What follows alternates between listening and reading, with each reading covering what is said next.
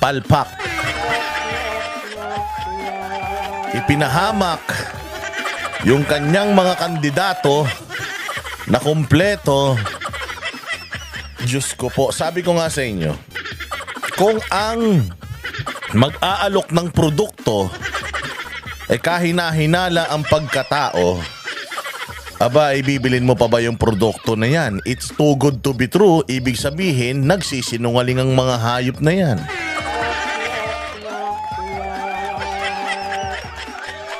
O, di ba? Kapag ka alam mong magnanakaw, tapos inaalok ka ng gamit, alam mo kung saan galing yung gamit na inaalok sa'yo. Galing yan sa pagnanakaw. Kung isang kawatan, tapos inaalok sa'yo na magtiwala ka doon sa mga kasamahan niya, abay tanga ka. Sabi nga nila, may kasabihan na kapag ka ang pinagbantay mo sa blood bank ay isang vampira, aba, magulat ka pa ba kung maubos yung laman ng blood bank na yan?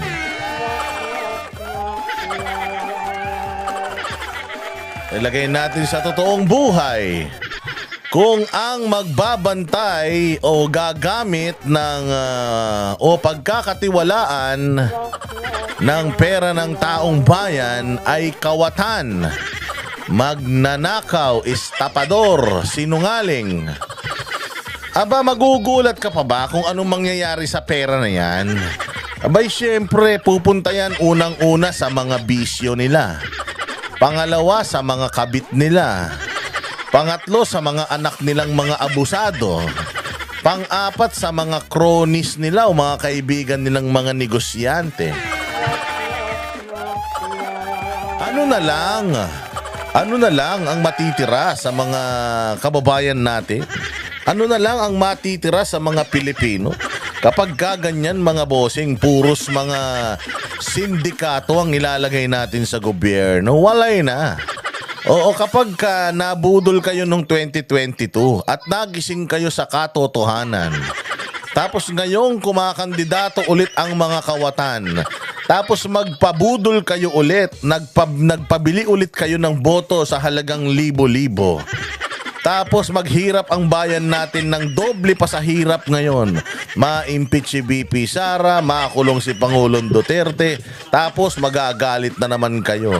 Huwag na kayong magalit. Kasalanan nyo na talaga yan. Ang hilig ninyong magbenta ng mga boto, tapos magre-reklamo.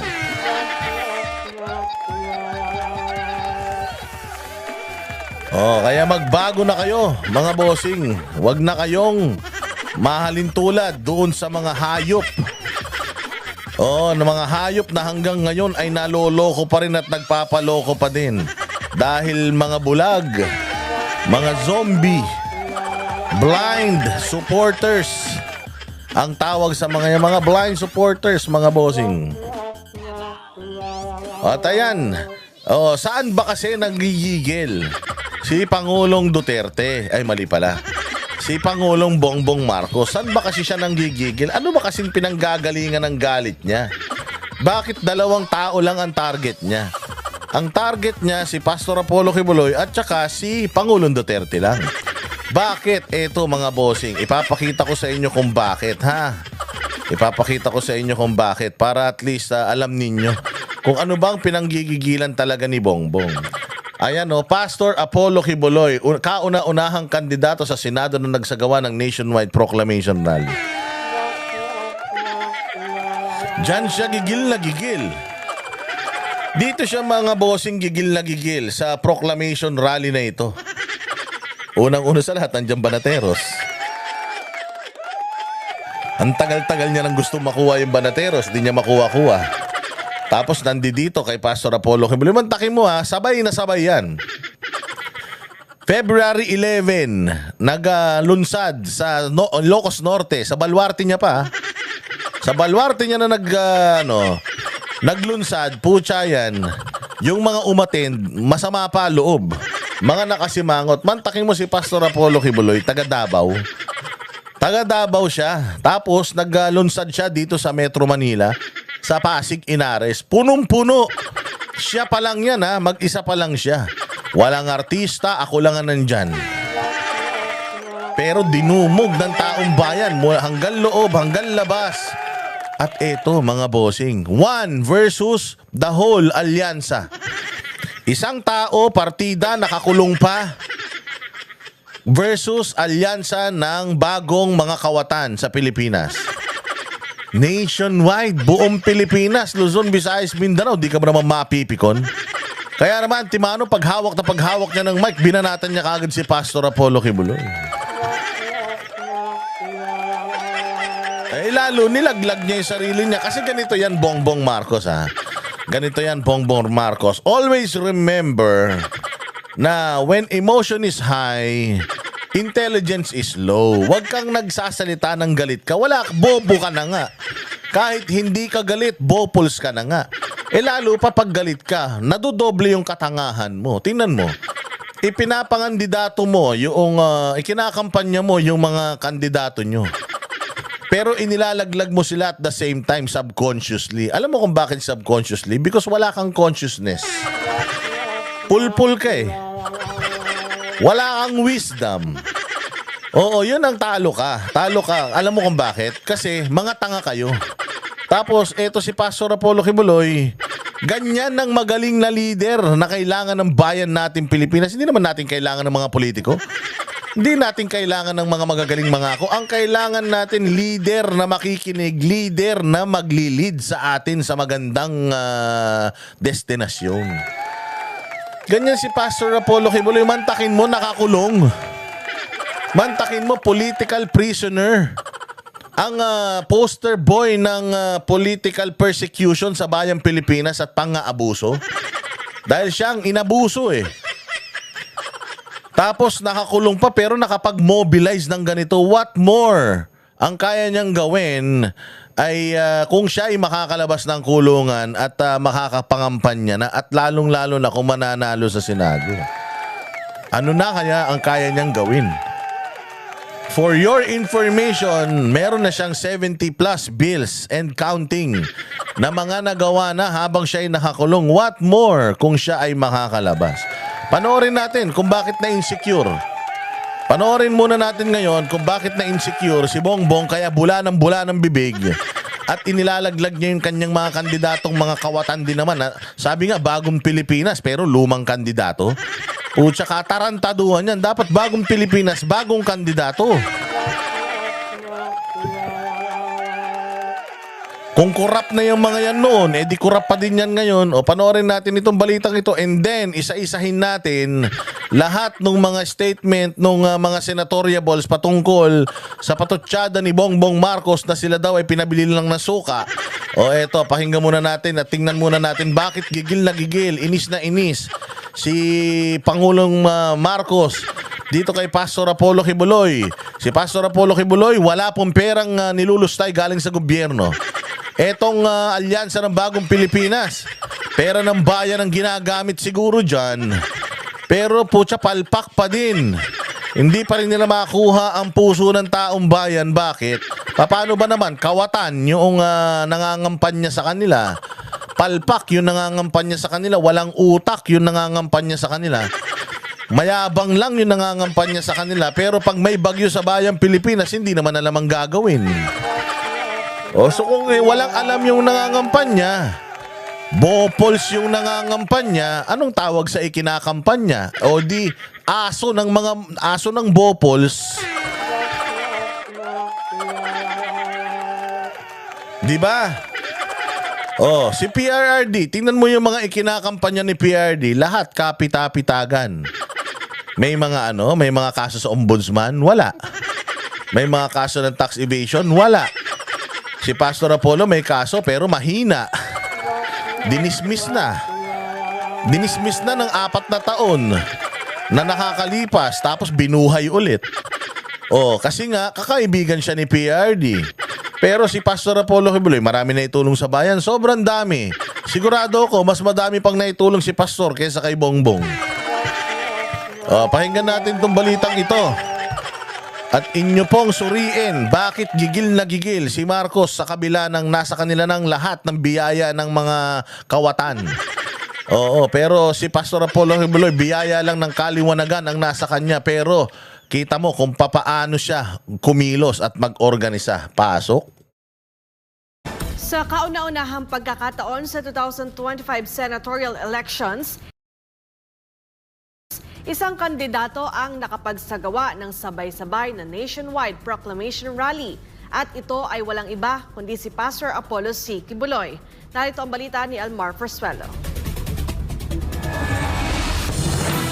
Nagkulay lila at napuno ng numerong 53 ang Inara Sports Center Arena sa Pasig City nito Martes, ang pangunahing venue ng unang nationwide proclamation rally ng isang senatorial candidate sa kasaysayan ng 2025 election sa bansa. Habang isinasagawa ang rally sa Pasig, sabay-sabay din itong ginanap sa iba't ibang lungsod sa buong Pilipinas, kabilang San Fernando, Pampanga, Kasiguran, Sorsogon, Liloan, Cebu, Ormoc City, Leyte, Bacolod City, Iloilo City, Dipolog City, Coronadal City, Cagayan de Oro City, Butuan City, Digos City, Tagum City at Davao City. Libo-libong Pilipino ang dumagsa sa mga venue upang ipakita ang kanilang support. Grabe naman, ang dami naman city niyan.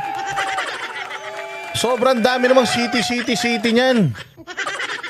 Talaga naman mai-insecure si Bongbong niyan. Mantakin mo si Bongbong ang may-ari ng buong Pilipinas. Tapos hindi niya kaya mag-organisa ng kahit dyan lang sa buong Northern Luzon. Ito, Luzon, Visayas, Mindanao. Narinig nyo kung gaano karaming city yan. Sa Sorsogon City, Butuan City, Liloan, Cebu, sa Davao City. May mga talaga naman, miski ako si Bongbong, mapapahiya ako niyan. Sabi ko nga sa inyo, wag kayong didikit kay Pastor Apollo Kibuloy kung mga kawatan kayo. Bakit? Mahahalata kayo. Ang linis ni Pastor Apollo Kibuloy, bagong-bagong ligo, tapos kayo mga amoy araw kayo. Mga amoy sindikato kayo. Wag nyo nang puntahan, mga bossing, wag nyo nang puntahan yung lugar kung nasaan si Pastor Apollo Kibuloy dahil hindi nyo kayang maabot yan. Hindi nyo kaya mag-organisa ng ganito nang hindi kayo nagnanakaw. This is what zero corruption looks like. Ito yung zero corruption. May pondo, gagamitin talaga yung pondo. Hindi katulad ng ibang mga nag-organize. May pondo, may usapan, kung magkanong ibibigay doon sa mga a-attend, kung magkanong ibibigay doon sa mga vloggers na pupunta, kung ano ipapakain, tapos ibubulsa ng mga organizers. Dito mo makikita kung gaano kagaling na leader si Pastor Apollo Kibuloy. Oo, make something out of nothing. Wala kayong budget. Meron lang tayo makinarya. Gamitin niyo yung makinarya at gawin niyo yung trabaho nang hindi tayo naglulustay ng pera. Ayan. Ganyan ang disiplina ni Pastor Apollo Kibuloy. Make something excellent out of nothing. Eto si Bongbong.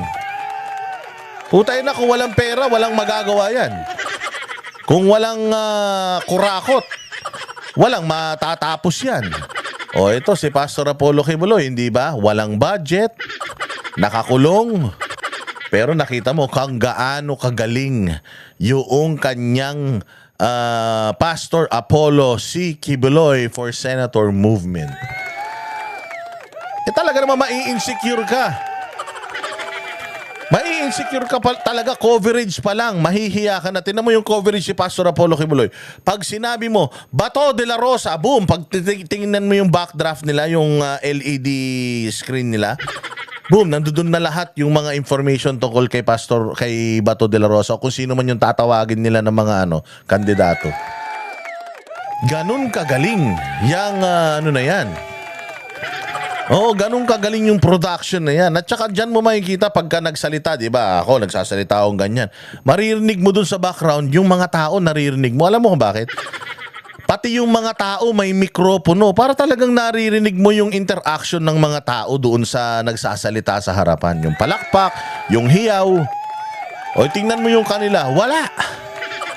Wala yung kanila mga bossing. Kaya nga sabi ko sa inyo, ito lang, tingnan mo lang to. Tingnan mo kung paano ginawa ni Pastor Apollo yung kanyang proclamation rally ng Feb 11. Mapapahiya pati mainstream media. Sobrang ganda, sobrang organisado. O, diretso. Porta sa kandidatura ni Pastor Apollo C. Kibuloy, kasama sa pagtitipo ng ilang senatorial candidates ng PDP laban, kabilang sina Senator Ronald Bato de la Rosa, Attorney J.V. Hinlo, Attorney Jimmy Bondoc at Attorney Raul Lambino na naghayag ng kanilang tiwala kay Pastor Apollo at sa kanyang mga advokasya para sa bansa. Dumalo rin sa proclamation rally si PDP laban Vice President for Visayas at Cebu City Mayor Mike Rama. Kailangan natin si Pastor 53 Kibuloy sa Senado. Tama ba ako? Kailangan nating taong totoo, taong may puso, taong who will convert like all of you. Dumalo rin si dating National Commission for Indigenous Peoples o NCIP Chairman at Senatorial Candidate Allen Capuyan. Ilang party list groups din ang nagpahayag ng suporta kay Pastor Apollo, kabilang ang Ipanaw Sambayanan, Puwersa ng Pilipinong Pandagat, Duterte Youth, ang Bumbero ng Pilipinas, Gabay, Bisaya Jude at Maaga Party List dahil sa Diba? Ganyan si Pastor Apollo Kibuloy. Kahit magkakalaban sa politika, pinagsasama-sama. Di kayo nahiya? Ha, Bongbong? Tinan mo, walang iba nagpunta dyan, kayo-kayo lang. Tinan mo si Pastor Apollo Kibuloy, welcome kayo. Gamitin niyo yung platform ko, gamitin niyo yung ko.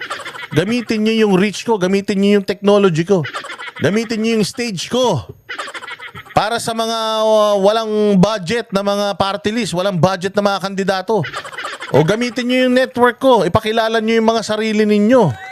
Ganyan si Pastor Apollo Kibuloy. Ikaw, Bongbong, kaya mo bang gawin yan? Hindi mo kayang gawin yan.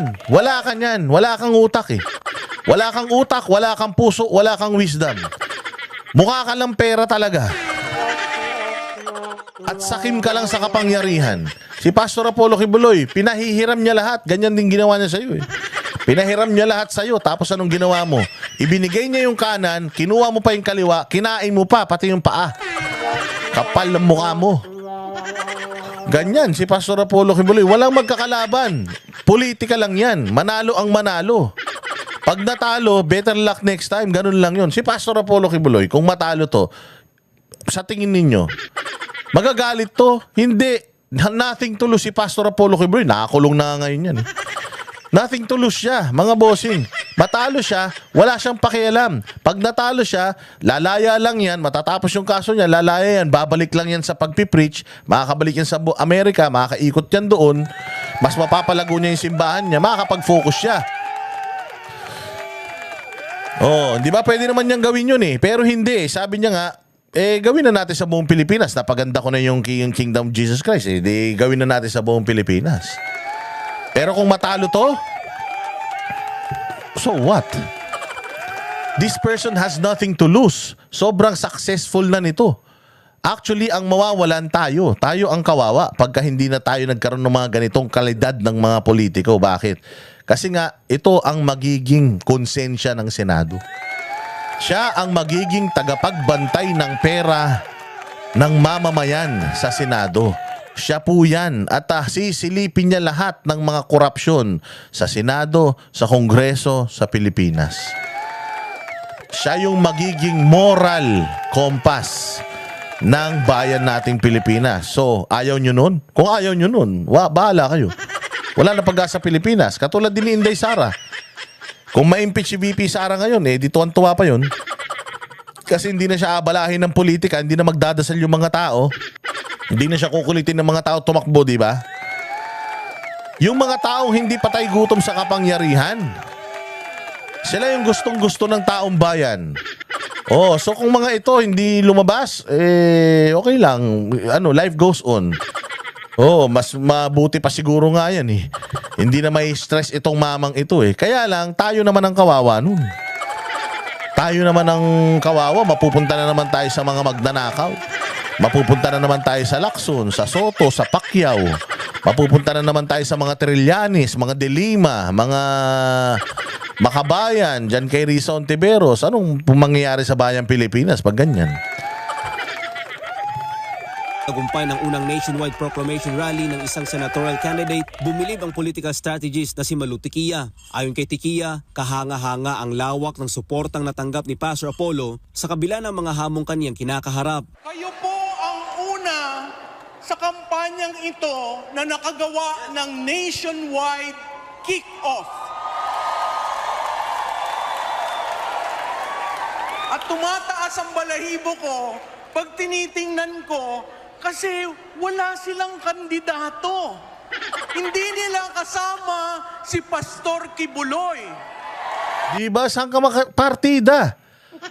Proclamation ni Pastor, tapos si Pastor nakakulong. Tapos buong Pilipinas ang kanyang na-reach. So, paano na? Nakita nyo naman, lahat ng city, pinakita kanina, nakita nyo ang daming tao. Tapos hindi lumalabas sa survey, neck nyo. Style nyo bulok. Pero nagawa niyo mag-nationwide.